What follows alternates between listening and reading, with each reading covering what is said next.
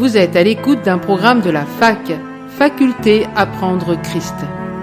Ce programme vous est apporté par les pasteurs Corinne et Claudie du Centre Apostolique EZ37M. Alors, nous allons parler, je suis long cet après-midi, excusez-moi, des centres apostoliques. Et je vais en parler de trois. Et le premier, bien sûr, c'est Jérusalem. Il faut savoir qu'après la Pentecôte, il y a eu un enseignement intensif. La Bible nous dit qu'ils étaient tous les jours ensemble. Donc c'était un enseignement quotidien. Tous les jours, ils persévéraient dans l'enseignement des apôtres. On peut peut-être penser que comme les plus aisés vendaient leurs propriétés, leurs champs pour subvenir aux besoins des uns des autres, peut-être que tout le monde a arrêté de travailler. Mais je ne pense pas. Il faut savoir qu'un ouvrier agricole, à l'époque, travaillait 12 heures par jour, de 6 heures le matin à 18 heures. Et donc, malgré cette lourde tâche de travail, tous les jours, il se laissait former par les apôtres. Donc, c'était en tout cas un enseignement intensif, très intensif, mais qui était limité au ministère apostolique, dans un premier temps. On ne voit pas le fonctionnement des autres ministères à ce moment-là. Et les apôtres n'ont pas envoyé les gens qu'ils ont formés. Il faut savoir que entre la Pentecôte et la conversion de Corneille, il s'est passé à peu près 10 ans. Les apôtres ont eu besoin eux-mêmes de rentrer dans une nouvelle dimension du royaume de Dieu et de comprendre pleinement le plan de Dieu pour les non-juifs. Parce que jusqu'à un certain moment, ils ne se limitaient qu'aux juifs. Donc eux n'ont pas envoyé vers les païens. Parce qu'ils n'étaient pas encore prêts. D'ailleurs, quand Pierre va baptiser Corneille et sa maisonnée, il va se faire reprendre. Et c'est à force d'explications de phénomènes surnaturels que les frères vont se calmer. Donc, le terme est bien « vont se calmer », donc ça devait chauffer. Mais c'est la persécution qui a fait que les gens formés, qui ont reçu cette formation intensive, sont partis et ont commencé à évangéliser la Samarie et après ont été plus loin. Et c'est accompli pour eux, Actes chapitre 1er, le verset 8, « Mais vous recevrez une puissance, le Saint-Esprit survenant sur vous, et vous serez mes témoins à Jérusalem, dans toute la Judée, dans la Samarie, et jusqu'aux extrémités de la terre. » Donc cette persécution, quelquefois le mot persécution fait peur, mais elle a accompli la promesse de Christ. Ensuite, nous avons Antioche. C'est aussi ces personnes formées qui sont arrivées à Antioche. Antioche était une très grande ville. C'était un grand centre. Et là, à nouveau, donc vous savez que il y a eu des conversions. C'est là d'ailleurs qu'on a appelé les convertis chrétiens, parce qu'ils voyaient que ces gens faisaient ce que le Christ faisait. C'est là que Barnabas, en tant que ministère d'apôtre, est envoyé pour voir ce qui se passe. C'est là qu'il va chercher Paul à Tars pour le ramener. Qu'est-ce qu'ils font? Dans une école, pendant une année, enseignement. C'est la base du centre apostolique. Enseignement, pour parfaire. Et on voit aussi que de Jérusalem à Antioche, des ministères de prophètes sont venus. Donc il n'y avait plus que le ministère apostolique, il y avait le ministère de prophètes qui était venu à Antioche, et notamment à Gabus, c'est là qu'il va annoncer la famine qui aurait lieu sous Claude. Et on voit dans Acte 13, on en revient, dans l'église d'Antioche, après cette formation, après le passage des ministères, il y avait des prophètes, il y avait des docteurs, il y avait des apôtres. Il y a une multiplication du ministère. Et c'est ce que Dieu veut. C'est que celui qui est dans le ministère aujourd'hui fasse d'autres ministère, identique au sien, et qu'ils aillent même plus loin. C'est ça le but d'un centre apostolique.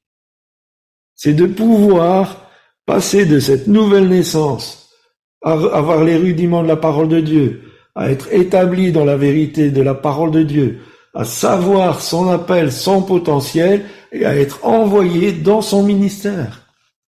C'est ça le but d'un centre apostolique.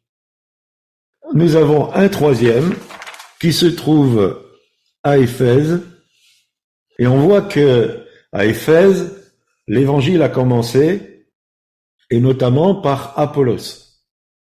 Et Apollos n'avait pas toute la vérité. Et il enseignait que le baptême de Jean. Quand Priscille et Aquilas ont entendu ça, ils l'ont pris à part et ils l'ont formé. Et après, Apollos a évolué dans son ministère. Quand Paul est arrivé à Éphèse, il a rencontré des disciples qui ne connaissaient que le baptême de Jean. Il va ramener le baptême du Saint-Esprit. Éphèse, c'était l'image de la corruption de l'occultisme. Éphèse était sous la domination du temple de Diane. Et bien sûr de Diane, qui était un démon qui se cachait derrière cette divinité. C'était un centre très obscur. Et le travail de l'Église a été tellement fort que les personnes qui habitaient Éphèse, quand ils ont vu la puissance qui se manifestait, ont tous pris leurs livres de magie et les ont brûlés. Même, c'est là qu'il y a eu cette contestation d'un orfèvre qui construisait des petites dianes et son commerce était en faillite. Tellement il y avait des conversions. Qu'est-ce qu'il y avait à Éphèse? Une école qui a tourné pendant 2 ans, enseignement, au point que toute l'Asie et toute la région avaient reçu l'enseignement du Seigneur. Même chose qu'à Jérusalem, qu'à Antioche, à Éphèse, de l'enseignement, des gens qui sont formés, qui accomplissent des miracles, qui sont appelés chrétiens parce qu'ils font les mêmes œuvres de Christ, et une population qui vit dans l'occultisme et qui se tourne vers le Seigneur. Ça, c'est l'avancement du royaume de Dieu. Amen. C'est ce que nous voulons voir. C'est ce que nous voulons voir. Que la puissance de Dieu se manifeste et qu'il y ait des conversions et des gens qui sont dans les ténèbres qui viennent à la lumière. Je m'écourte un peu pour simplement dire donc le centre apostolique EZ37M, ça va être quoi? D'abord, de la formation. On en fait déjà depuis plusieurs années, mais on va l'intensifier. Et on va l'intensifier avec les personnes qui sont sérieuses dans ces études et qui qu'on sent qu'ils peuvent aller plus loin. Ce sera centralisé. Un centre apostolique, c'est un centre. Donc il n'y aura pas plusieurs centres apostoliques EZ37M, du moins dans un premier temps. Après, peut-être que Dieu nous donnera de faire des petits. Mais pour l'instant, on va centraliser. Le but de cette formation, c'est de former, d'équiper, on y revient, et d'envoyer. Alors cet envoi, ça peut se faire en 2 phases. Cet envoi peut être d'ouvrir une église de maison, dont on va parler la semaine prochaine, et de fonctionner avec le centre apostolique, où l'envoi, ce sera que quand le ministère est à maturité, il y a une reconnaissance et un envoi, mais c'est pas pour l'instant, mais ça peut le devenir. Et l'envoi pour équiper les saints dans ces maisons, ces églises en maison, ce qu'on appelle nous des e-maisons. on a cherché un terme moderne, e-maison, qui vont s'appeler souffle de vie, on verra ça, et avec l'appellation de l'endroit. Parce que pour moi, le vrai nom d'une communauté, c'est l'église de la ville. Et donc si il y a une e-maison ici, ce sera souffle de vie, église de Poitiers. Pour bien centraliser, pour comprendre que nous sommes tous dans la même mouvance, et donc ces ministères qui sont arrivés à maturité seront envoyés pour équiper les saints. Alors peut-être d'une manière physique, si c'est faisable. Si c'est pas faisable, il y a toujours, avec les moyens comme on a aujourd'hui sur Zoom, de pouvoir former, de pouvoir apporter. Parce que on veut centraliser aussi les différentes e-maisons sur le centre apostolique, afin que les personnes qui sont en charge des e-maisons puissent aussi avoir un temps de ressourcement, de ministère, et aussi de continuer à évoluer, comme nous allons continuer à évoluer. Et ma petite chérie et moi, nous avons besoin de vos prières, parce que c'est une lourde tâche. C'est une lourde tâche.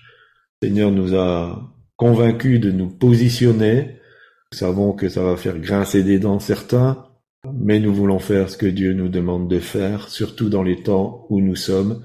Et ce que nous souhaitons de tout cœur, c'est que chacun, chacune puisse entrer dans sa destinée avec le Seigneur et vivre un christianisme puissant, de miracles, de signes, de guérison, de délivrance, de libération, pour sa propre vie, mais aussi pour toutes celles et ceux qui seront sur son chemin. Voilà notre mission. Donc tout cela est en gestation, c'est en préparation. Je le disais, mardi, on est dans une phase d'information. On va faire passer l'information et puis on va commencer à œuvrer dans ce sens. Et au fur et à mesure des événements, nous allons voir comment nous allons progresser. Nous sommes convaincus que nous sommes dans la volonté de Dieu. Et on ne veut pas se mettre en avant, on ne veut pas se prendre la tête, ça ne nous intéresse pas. Ce qu'on souhaite, c'est la gloire de Dieu et l'avancement du royaume de Dieu. C'est fini pour aujourd'hui. N'hésitez pas à poser vos questions. Si vous désirez cette formation en accéléré, avec possibilité d'obtention d'un certificat, rendez-vous sur cfb2.ez37m.com. Je répète, cfb2.ez37m.com.